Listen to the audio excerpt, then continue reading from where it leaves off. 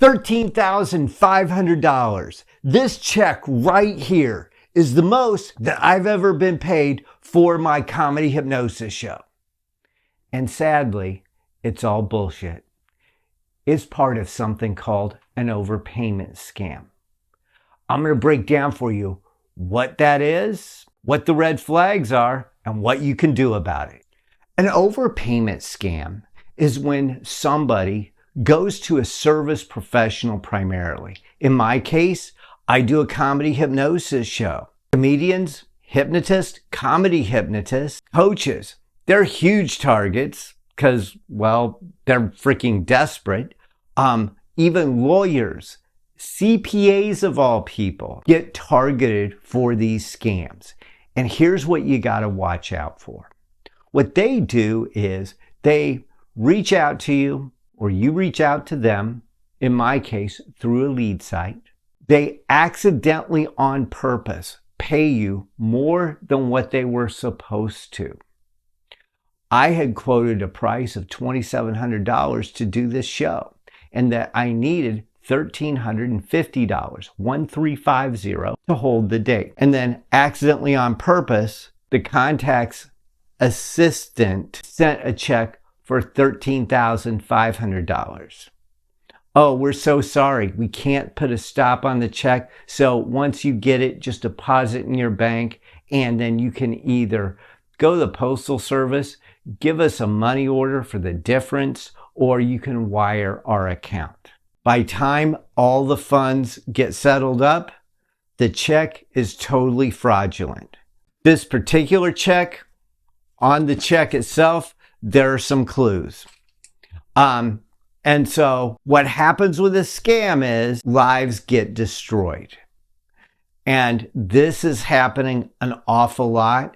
And the entire reason I'm making this video is the more people who know what to watch out for, how this works, the more people who can just not fall for it.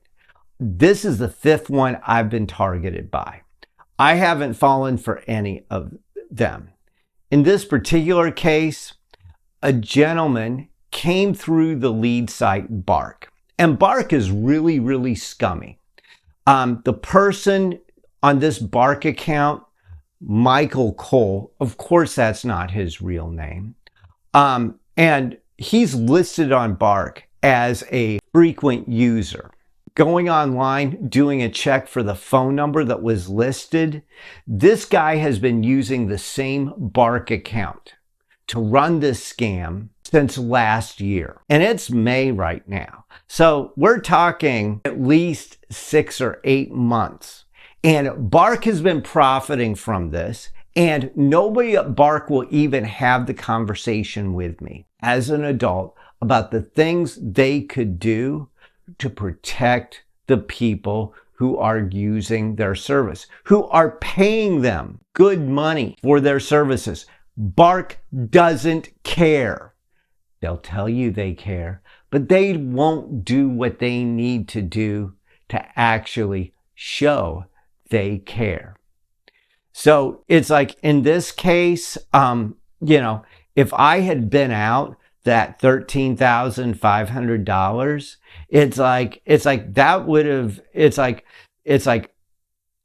that would have been absolutely devastating. And they're going after people who really can't afford it. So let's talk about some red flags. The red flags, and it does look like a Mayday parade with these. The first one to watch out for is when they refuse to speak to you on the phone. They want to do everything by text message or something like that. You can't jump on a Zoom with them. You can't jump on a phone call with them. That's the first red flag to watch out for. Now, this is especially true if you're at all thinking about hiring me of all people. You definitely want to get on the phone with me and make sure that my crazy vibe is going to be right for your show. So that's the first thing to watch out for. Next thing to watch out for is, next red flag is they're going to set up some kind of tragedy. At some point in the process, there's going to be some kind of tragedy.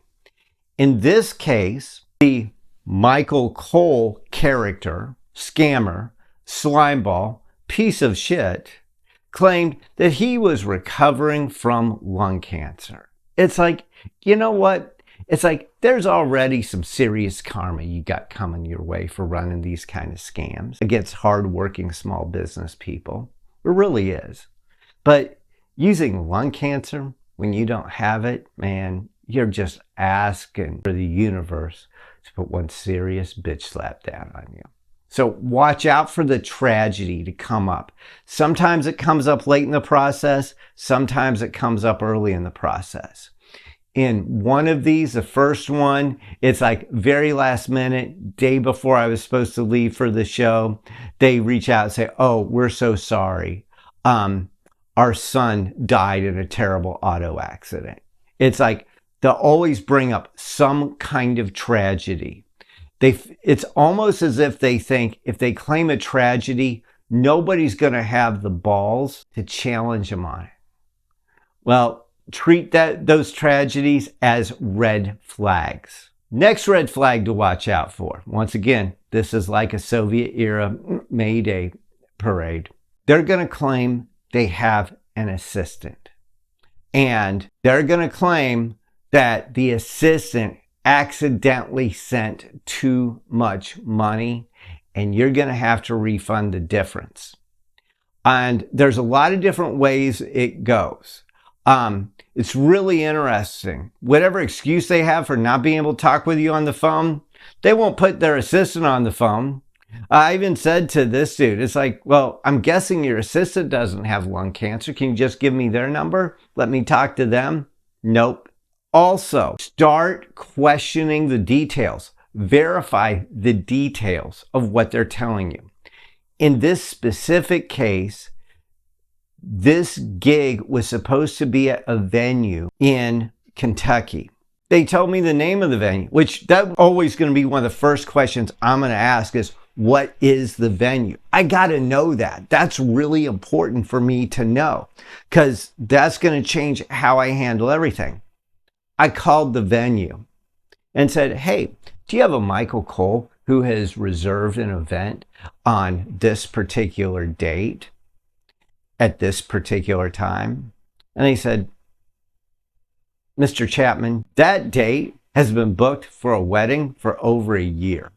Right now, we are booking our Saturdays out 18 months in advance.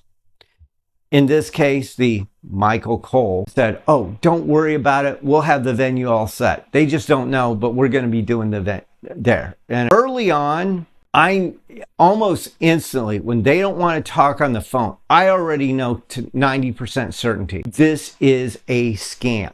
However, I don't know at that point 100% that it's a scam. So I can't just start messing with them right out of the gate. So I'm going to play along with it. So those are the big red flags. So what can you do about it? Well, here's the first thing. Local law enforcement doesn't have the resources. I talked with a detective with Chesterfield County, where I'm located at, and he broke down for me that he'd been retired for the last 5 years. They brought him back just to deal with this type of scam. And mine was the 30th report this week that he had gotten. They're overwhelmed. Also, they are talking about doing something that is crossing state lines. Chesterfield County doesn't have the resources to chase it down. And so I figured, you know what?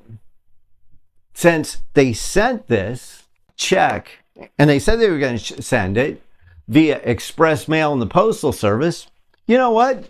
$10,000 scam, the postal inspectors ought to care. Nope. United States Postal Service does not care. You cannot get anyone with the postal inspectors to speak to you. Also, the FBI. The FBI actually has, you assholes at the FBI, you have the resources to send your agents out to people's houses, knocking on doors, asking them about their Facebook posts. given some of the stuff I post, my memes are built to upset lots of people because, well, that shit's funny. It really is. My videos, lots of folks get butthurt over those. Why haven't you come out to see me? Okay. Not that I'm going to talk to you. Not that I'm even going to be any nicer than I absolutely have to be. I might suggest that your organization is a really sad disappointment to me as an American. It really is. It's like you guys are engaging in civil rights violations. But you won't talk to anybody on the phone about a $10,000 scam that's wrecking lives. You're more worried about, at the FBI, somebody's Facebook post than you are a scam that's worried about people's lives. So I figured, you know what? This claims to be a Chase Bank check. Try to go to the bank, Chase Bank here, try to call somebody on the phone. Nope. They don't care either. They won't touch it. They don't want to know. They only want to know what happens if it's your account. And you've already lost your goddamn money. Okay? Not that you're going to get your money back. So that's not going to work. Here's what you can do about it. First off, whoever you have your business insurance through, talk with them about insurance that will protect you in the event that you suffer a loss due to criminal activity. That's the first thing you can do. Because if you end up getting taken, and there's a lot of people, love to mention some of these folks' names, who take that as, oh, well, if you're dumb enough to fall for something like this, you deserve it. No, it's like, don't blame the victim because they were wearing a short dress. Assholes. These scammers are doing this, and they're the problem. Yeah, they're getting away with it, and yeah, it would make the world function a lot better, be a lot less profitable for these scammers if people were as paranoid as I am. But it's like a lot of the people I know are much nicer. Matter of fact, almost everyone I know is much nicer than I am. And so as a result, they're more trusting than I am. And so there are people who want the best for people. And they want Michael Cole, who's suffering from this horrible lung cancer, to do well. So they want to help him. So they're going to go on. They're going to cut him the slack. They're going to trust, even though they got no reason to trust. They haven't even spoken to the dude. They've just gotten some sleazy text messages from this piece of shit who's just wasting all of our oxygen. So that's one thing you can do, because if you lose your money, it's gone forever. The only thing you can do is have that insurance. The next thing you can do is you can have some fun with them.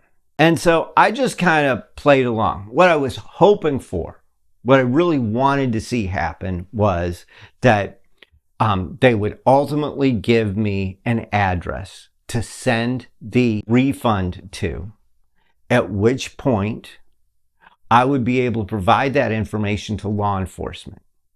Clearly, law enforcement wasn't going to do it.